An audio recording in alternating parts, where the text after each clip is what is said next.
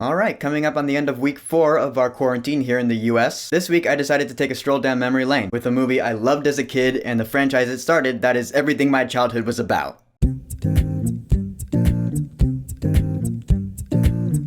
Lilo and Stitch. So Lilo and Stitch is a Walt Disney Pictures animated movie, came out in June of 2002. I was 7 years old. Perfect time for it to come out. So the story goes, there is Lilo Pelikai. She's a 6-year-old girl. She lives with her big sister Nani in Hawaii. And Lilo's a really strange kid, and I'm not saying that in a mean way. She's an oddball. She's into kind of, weird things. She stands out from the crowd, so she doesn't have too many friends. One day, this alien crash lands on Hawaii, Experiment 626. When Lilo adopts this alien as her new dog, she names it Stitch, and now these two oddballs go on a crazy adventure together. And so we have our movie that, like I said, I loved as a kid. This was one of my favorite Disney movies growing up. This and Tarzan, they were my two absolute favorites. But I was watching this movie last night, I was like, I remember loving it as a kid, but I don't know if I'm gonna love it as much now that I'm 24. But I'm not gonna lie, it holds up. You know those movies where you watch them as a kid and you love them as a kid, but then you watch them as an adult and you appreciate them on a whole new level? Yeah, that's kind of the case here. First of all, Stitch. Stitch is actually one of my favorite Disney characters of all time. I got 3 all-time favorite Disney characters: Jack Skellington, Stitch, and Elsa. And Stitch is just awesome. Why? Because he is just a troublemaker. Nuda na la crista! See, Stitch was genetically illegally created by mad scientist Dr. Jumba Jukiba, and really he was designed to be a destruction machine. Experiment 626 was literally designed to destroy civilizations. But you plop him on Hawaii, I think it's the island of Kauai, an island with no real large cities. 626 isn't gonna have much to destroy. So when he meets this little girl, Lilo teaches him love. She gets through to him. She's like, there's more to life than destruction.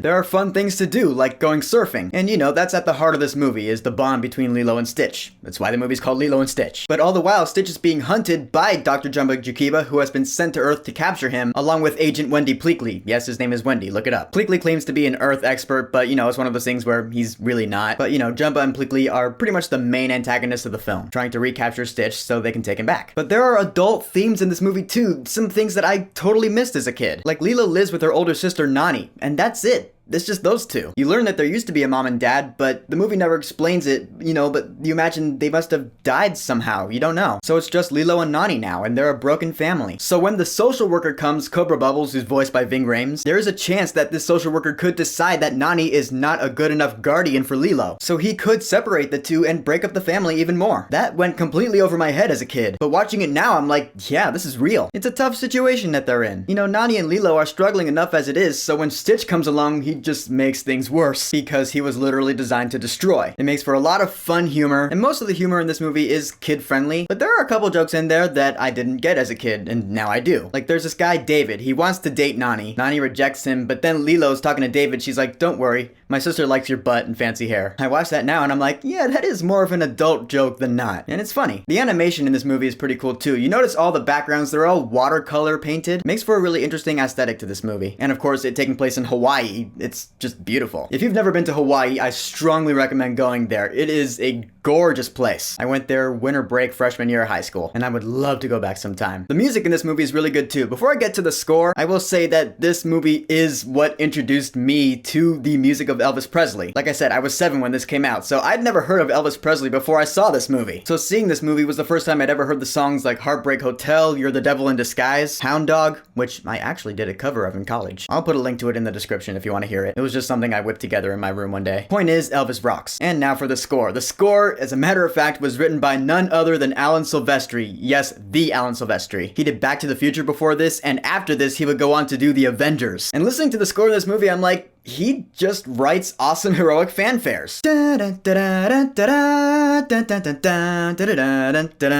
It's a great theme, and there are several, main themes and motifs that repeat throughout the movie, and they're all pretty memorable. That is, if you are as nostalgically attached to this movie as I am. There's a sad theme.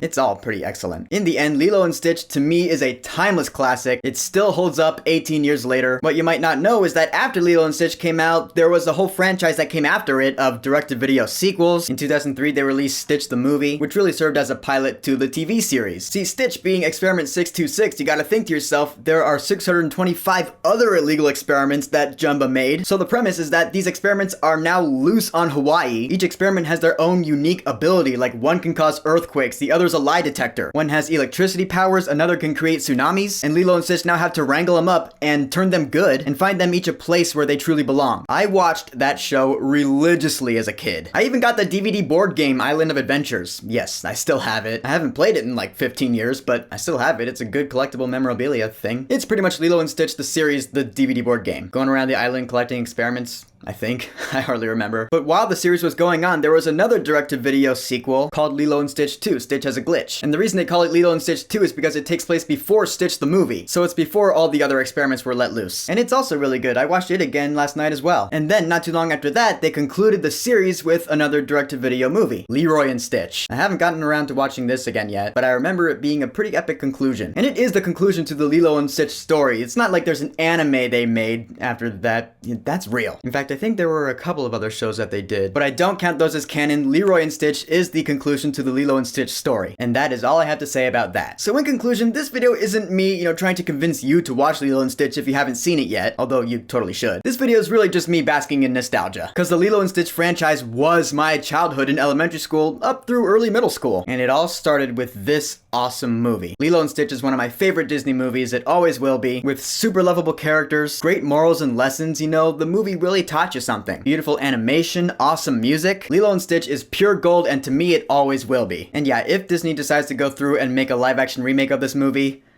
oh boy, I don't know. How could you improve upon perfection? You can't. But I guess when it happens, I will be here to talk about it. But until then, Lilo and Stitch, have you seen it? What do you think about it? Did you also grow up with the franchise as a kid like I did? Whatever you think, go ahead and leave a comment.